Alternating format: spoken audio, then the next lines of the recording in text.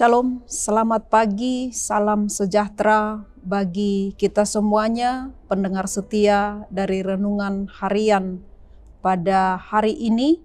Semoga di tahun yang baru, tahun 2024 ini, yang sudah kita jalani selama 11 hari, kiranya kita semua tetap di dalam perlindungan Tuhan. Maka sebelum kita mengawali aktivitas kita dalam satu hari ini, mari bersama-sama untuk mendengarkan firman Tuhan pada saat ini. Mari kita angkat pujian bagi Tuhan, kita bernyanyi.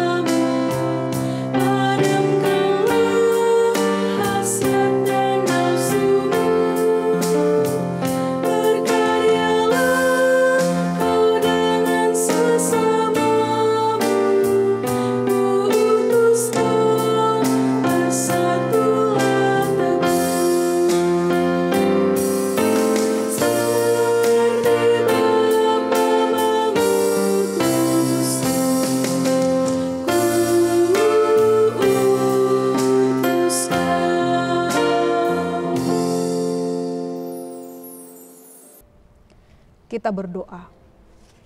Sungguh kami bersyukur Tuhan, Engkau telah menghantarkan kami ada di tahun yang baru, tahun 2024, yang sudah ada di hadapan kami. Dan kami juga bersyukur karena kesehatan, kekuatan yang Tuhan limpahkan dalam kehidupan kami, sehingga kami boleh tiba pada hari ini untuk melanjutkan kehidupan kami dan untuk melakukan segala aktivitas kami dalam satu hari ini. Sertai kami Tuhan lewat firman-Mu yang akan bersabda di tengah-tengah kami, sehingga firman-Mu boleh menuntun kami untuk tetap selalu melakukan yang terbaik di hadapan Tuhan. Terpujilah nama-Mu, hanya di dalam nama anak-Mu Yesus Kristus kami berdoa. Amin. Saudaraku yang dikasihi oleh Tuhan, firman Tuhan untuk kita pada hari ini, Kamis tanggal 11 Januari 2024, tertulis dalam Injil Matius pasal 10 ayat 16. Dikatakan demikian. Lihat, aku mengutus kamu seperti domba ke tengah-tengah serigala.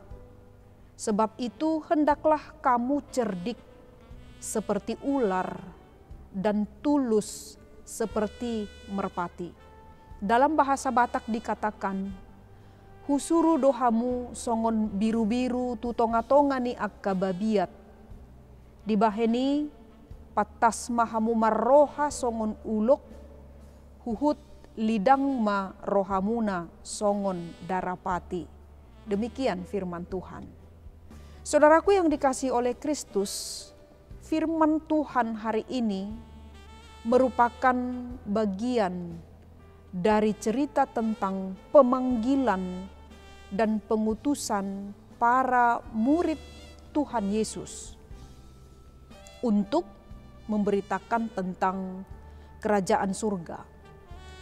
Sedangkan realitas alamat pengutusan para murid adalah dunia yang penuh dengan ancaman dan resiko sebagai pengikut Kristus. Dalam nas ini, para murid digambarkan seperti domba, yaitu binatang yang tidak berbahaya, yang dikategorikan sebagai binatang yang lemah, bahkan untuk menyelamatkan diri dari ancaman binatang buas, domba sangat sulit. Dikarenakan kakinya yang pendek, sehingga dia tidak dapat berlari dengan cepat dan sangat rentan terhadap binatang buas, terutama serigala, yang merupakan ancaman utama bagi domba. Hal ini menunjukkan kepada kita bahwa tugas untuk memberitakan kebenaran Injil selalu memiliki resiko dan ancaman.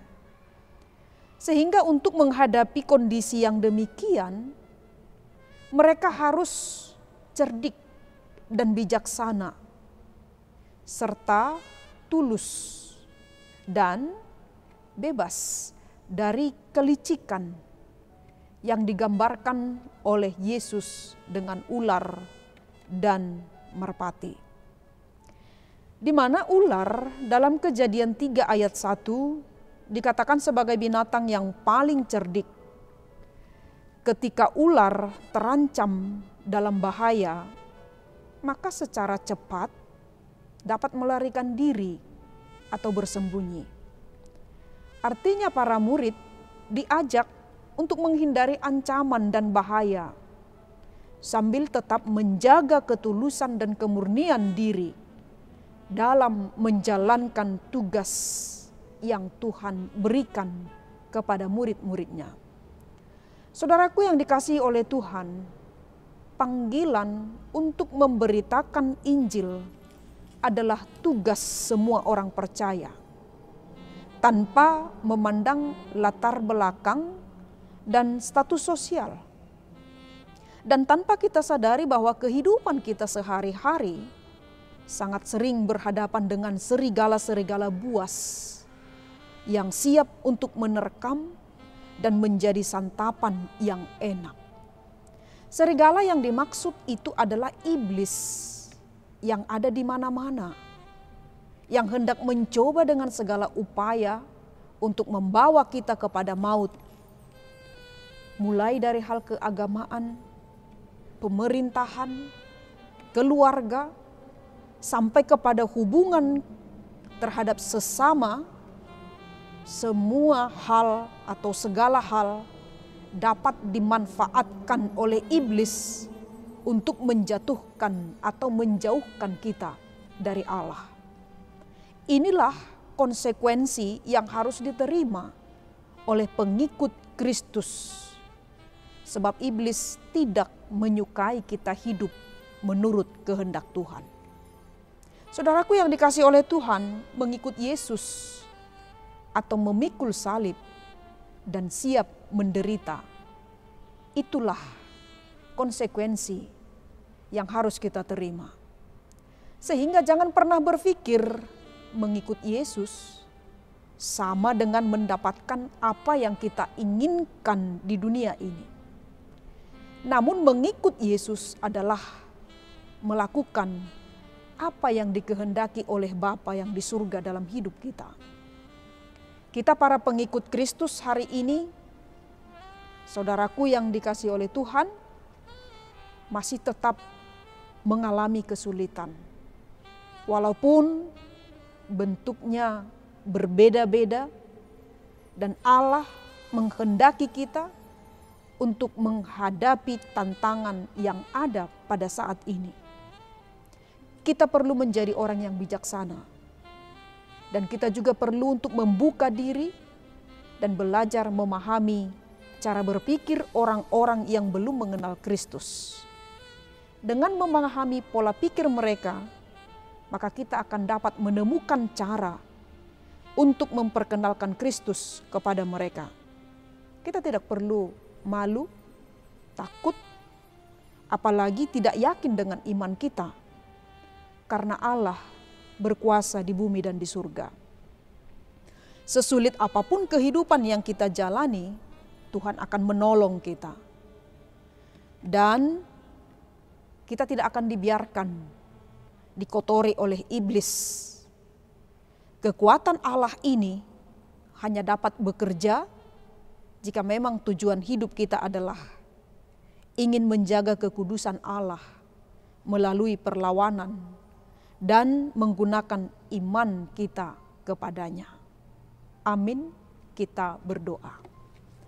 Kembali kami datang ke hadapan Tuhan untuk bersyukur dan berterima kasih atas firman-Mu yang telah menguatkan kami pada hari ini, supaya kami hidup dengan bijaksana, dengan cerdik untuk melihat segala sesuatu hal, terlebih Tuhan setiap masalah dalam kehidupan kami ini, dan tetap menjaga diri kami, menjaga kekudusan, supaya kami tidak dicemari, tidak dikotori oleh perbuatan-perbuatan jahat yang dikuasai oleh iblis.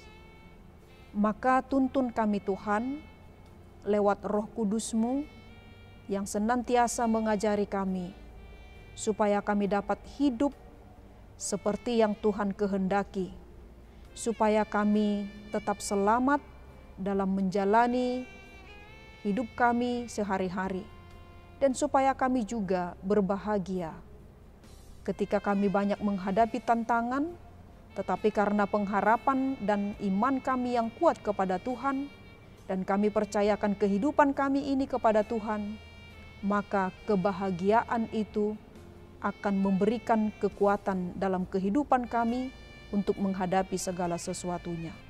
Berkati saudara-saudara kami Tuhan yang mendengarkan firman Tuhan pada hari ini, dan saudara-saudara, orang-orang yang kami kasihi dimanapun mereka berada, kiranya senantiasa selalu ada di dalam perlindungan Tuhan. Apapun yang menjadi aktivitas kami dalam satu hari ini, kiranya berkenan di hadapan Tuhan. Ampuni kami dari segala dosa dan pelanggaran kami, hanya di dalam nama anak-Mu Tuhan Yesus Kristus kami berdoa dan mengucap syukur kepada-Mu. Anugerah dari Tuhan kita Yesus Kristus, kasih setia dari Allah Bapa, serta persekutuan dari Roh Kudus, kiranya menyertai kita hari ini, sampai selama-lamanya. Amin. Saudaraku yang dikasihi oleh Tuhan, selamat beraktivitas bagi kita semuanya. Tuhan Yesus memberkati. Shalom.